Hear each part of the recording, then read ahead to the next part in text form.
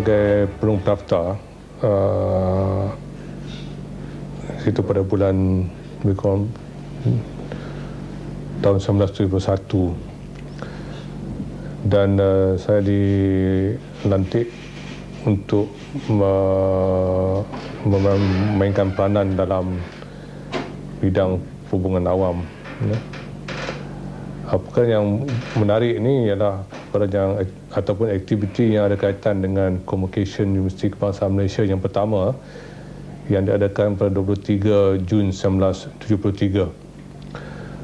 Now, itu adalah satu upacara yang paling gemilang sekali dan melambangkan bahawa UKM telah pun mencapai kejayaan pada tahapnya yang pertama.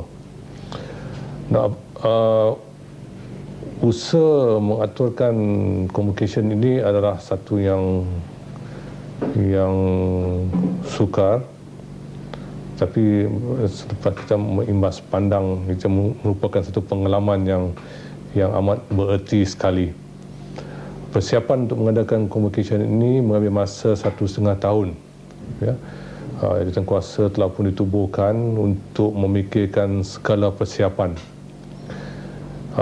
Pada masa itu kita tidak ada apa jua lah dari segi asas, dari segi warna gaun, daripada konsep gaun, jokma, lambang, logo, perlembagaan dan sebagainya. Jadi oleh itulah kita perlukan masa yang begitu lama.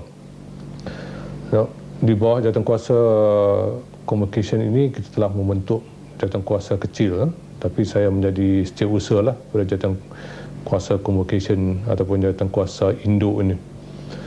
Tugas yang paling diutamakan pada masa itu ialah untuk memikirkan soal jubah ataupun gaun.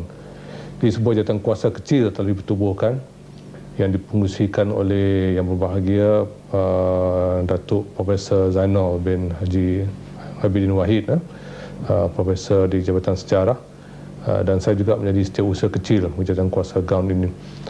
Kami memikirkan bahawa UKM ini harus berbeza sedikit dengan universiti yang lain dari segi soal konsep gaun ini. Maka jawatankuasa ini mencadangkan bahawa berlainan dengan universiti yang lain ini, kita harus melambangkan kekayaan kebudayaan Melayu. Dengan itu kita trustnya bersetuju untuk mengadakan memasukkan songket di dalam gaun kita ini.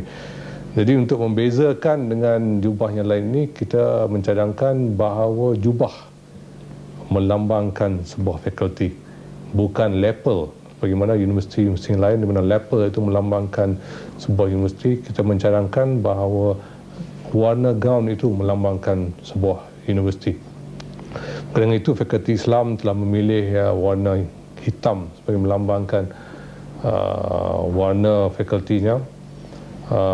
Fakulti Sains Kemasyarakatan dan Kemanusiaan menggunakan warna hijau lumut, dan Fakulti Sains menggunakan warna ungu sebagai melambangkan Fakulti Sains itu. Apabila mereka kan songket ini untuk meletakkan sebagai label, itu menimbulkan beberapa masalah. Jawatankuasa mencadangkan dan lembaga pengurus pada masa itu bersetuju bahawa kita gunakan bunga raya sebagai bunga di dalam lapel dan songket kita itu. Jadi saya diminta pergi ke Kelantan dan Terengganu untuk menguruskan soal ini, dan menempahkan lebih kurang 200 lapel untuk kegunaan gaun di majlis ini. Tetapi apabila saya pergi ke Kelantan dan Terengganu, saya tidak dapat seorang pun yang sedia membuat sampel lapel ini, membuat songket dalam masa yang ditetapkan. Pada akhirnya saya berjumpa dengan satu syarikat Atika Songket, dan beliau menyatakan kesudiannya, tetapi juga menyatakan beberapa masalah yang ditemuinya. Dan apabila dia menyampaikan setiap masalah, saya dapat menyelesaikannya lah. Soal Cok Ma juga menjadikan satu masalah kerana kita belum ada Cok Ma. Jadi saya pun pergi ke Kota Baru, Kelantan untuk membuatkan Cok Ma ini. Dan apabila sampai sana, saya fikirkan bahawa mereka akan menyediakan semuanya. Tapi mereka kata minta kami, UKM menyediakan lukisan. Jadi saya pun tidak ada konsep pada masa itu. Jadi saya minta melihat lukisan Cok Ma yang dibuat oleh USM, Cok Ma yang dibuat oleh UM pada masa itu, dan Cok Ma penjara yang telah pun siap. Jadi saya melihat apa yang terdapat, jadi saya ubah, sesuaikanlah apa yang ada ni, termasuk saya fikirkan, saya masih teringat lagi 5 kris yang menyokong bulatan di Cok Ma itu, dan saya membuatkan kekayaan ekonomi Malaysia saya letakkan di batang Cok Ma itu ya. Dari segi lambang UKM pula, ini pada mulanya lambang ini diterima oleh UKM, bukan diterima sebagai tak rasmi, lambang yang dicipta oleh Syed Najib Alatas ya. Tetapi Tun Razak selaku Chancellor tidak begitu bersetuju dengan itu, dan dia minta Profesor Najib menukar sedikit sebanyak lah. Tapi Profesor Syed Najib tidak sudi tukar lambang tu. Dia kata itulah yang dia nakkan, kalau ambil lah. Dan Profesor Syed Najib juga mengadakan satu moto, iaitu Zidni Ilman.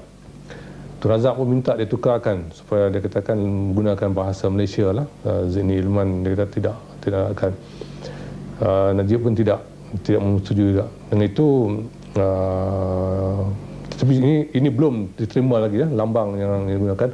Walaupun laporan tahunan yang pertama itu kita menggunakan lambang yang dulu yang direka oleh Profesor Syed Najib Alatas. Jadi atas keadaan itu, oleh kerana communication pun akan datang dan lambang diperlukan sebagai satu menteri yang melambangkan corporate image Universiti Kebangsaan Malaysia. Jadi, dan juga di bawah perlembagaan Chancellor diberikan kuasa untuk memilihkan lambang ini. Jadi lembaga pengurus memintakan supaya satu peraduan diadakan ya. Pada masa itu lembaga pengurus atau majlis berada dalam dua keadaan, iaitu satu, memintakan syarikat melukis lambang ini seperti mana yang dibuat oleh Universiti Sains Malaysia lah, minta sebuah syarikat di United Kingdom melukiskan dengan bayaran yang begitu mahal lah. Tetapi lembaga pengurus pada masa itu mengatakan untuk melibatkan penyertaan orang ramai, kita adakan peraduan melukis lambang. Jadi sebuah jawatan kuasa kecil, jawatan kuasa peraduan lambang ni telah ditubuhkan dan saya juga menjadi setiausahanya lah. Kita telah menerima 32 lukisan ya. Saya telah kemukakan kepada lembaga pengurus. Lembaga pengurus telah menerima 5, shortlist kepada 5 lah. Shortlist kepada 5 dan kita bawakan lukisan ini kepada Chancellor pada masa itu. Oleh kerana tidak begitu banyak lukisan itu, saya pun bawa semua sekali lah. Saya asingkan 5 yang telah dipilihkan, telah di shortlistkan oleh lembaga pengurus, dan yang lainnya untuk pertimbangan Chancellor juga. Jadi yang berjumpa dengan Chancellor pada masa itu ialah Naib Chancellor Datuk Dr. Arifin bin Haji Ahmad Zuki, pendaftar sendiri itu Encik Abdul Rahim bin Jalal, Tan Sri Syed Nasir Ismail. Ketika itu dia Allahyarham menjadi speaker Dewan Rakyat. Jadi kami 4 berjumpa dengan Chancellor. Selepas berbincang perkara yang lain, kami menunjukkanlah lambang ini selepas briefing dia mengenai kemajuan convocation Universiti Kebangsaan dan Malaysia sebagainya. Ingat tu pada petang lah, tengah minum teh ya. Jadi dia pun melihat kepada lukisan-lukisan ini. Kami asingkan 5 yang dipilih oleh lembaga pengurus dan dia pegang satu yang sekarang ini menjadi lambang lah. Tapi Allahyarham meminta banyak pertukaran dibuat. Saya ingat masa itu Syed Nasir berkatakan harimau tu betulnya singa. Tetapi Allahyarham Tun Razak katakan itu simbolik lah. Syed Nasir dia kata simbol itu, tapi itu benar harimau. Dan dia minta lagi perubahan yang dibuat. Jadi oleh kerana itu kita tidak memberikan hadiah pertama kepada sesiapa pun. Kita mengakui bahawa pelukis yang menyertakan itu adalah pelukis akan mendapat kemenangan, tetapi tidak dianggapkan sebagai pemenang yang pertama. Itu kita tidak mengatakan dialah yang merekakan lambang tu. Itu dari segi lambang tu. Dari segi moto ilmu memimpin ini, kita tidak ada Zidni Ilman tidak diterima oleh Chancellor. Saya ingat pada Chancellor Tun Razak melawat Universiti Kebangsaan Malaysia yang kedua, dia telah mengadakan perbincangan dengan Tun Razak ni suka berbincang. Jadi selepas berbincang dengan ahli akademik, dia pun persatuan pelajar nak minta perbincangan dengan dia. Dan sebelum pergi ke perbincangan itu, saya ingat Idris Jusi, Halim Rashad bagaimana terbincang dengan Tun Razak dan bukan dengan Zidni Ilman dan sebagainya. Keluar ilmu memimpin. Jadi Tun pun bersetuju dengan ilmu memimpin dan memandang kepada saya, kata itu baik, sila laporkan kepada majlis lah. Itulah menjadikan moto UKM. Berkaitan dengan jubah ni, terdapat pada tu perbalahan. Sama ada nak gunakan songkok ataupun mortarboard. Ada akademik kata mortarboard, ada akademik kata songkok, ada pelajar kata songkok, ada pelajar kata mortarboard dan sebagainya lah. Jadi apabila perkara ini dibawa pada pengetahuan lembaga pengurus kata ini terpulanglah kepada pelajar, kerana mereka lah yang akan memakaikan. Itu pulanglah kepada mereka sama ada mereka setuju dengan songkok atau mortarboard. Jadi kita pun membuat polling lah, undi. Undi, dan kita berikan undi ini kepada pelajar untuk memutuskan. Jadi pelajar majoriti setuju kita adakan mortarboard. Dan itulah UKM mengadakan mortarboard untuk sesuai dengan digunakan bersama jubah tu. Tun Razak ketika itu Chancellor mencadangkan Za'bah untuk menerimakan anugerah ijazah kehormat yang pertama.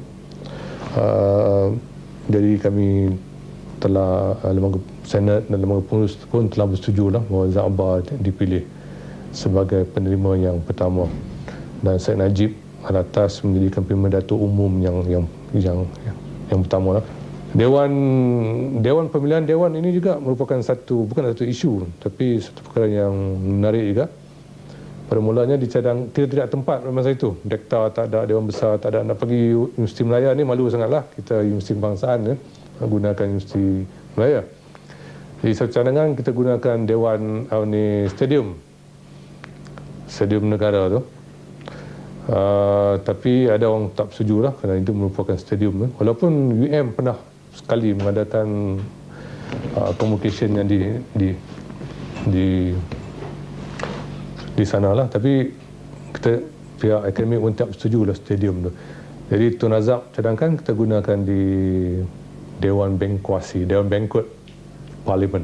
Nah, kampus kita pada masa ialah Jalan Melayan Teachers College di Jalan Pantai dan di Jalan Universiti. Dan memanglah tidak cukup lah. Ini kemudahannya tidak mencukupi. Ini saya ingat telah dibincang oleh Pak Lah dan perkara yang lain. Jadi pada masa itu Tun Razak sendiri telah mengatakan UKM harus mengadakan kampus yang tetap. Dan saya terdengar bahawa Tun Razak telah memilih Kuala Kubu baru. Jadi satu hari pendaftar panggil saya, katakan cari satu fotografer, kita nak pergi ke Kuala Kubu baru. Jadi saya pendaftar pada masa itu dan juga Pak Lah.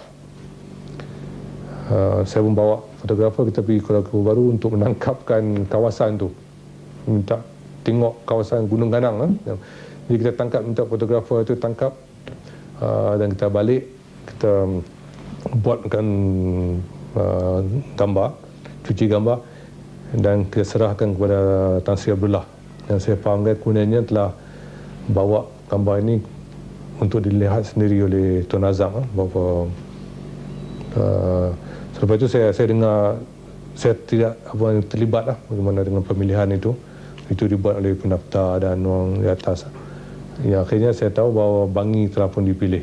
Jadi sempena 10 tahun convocation tu, kita juga mengadakan itu pertama kalilah kita melahirkan siswazah perubatan yang pertama lah, Doctor in Medicine kita panggilkan. Mereka ni pada masa dulu kita jubah IBKKM warna merah, merah hati ya. Tapi Fakulti Perubatan memintakannya lah.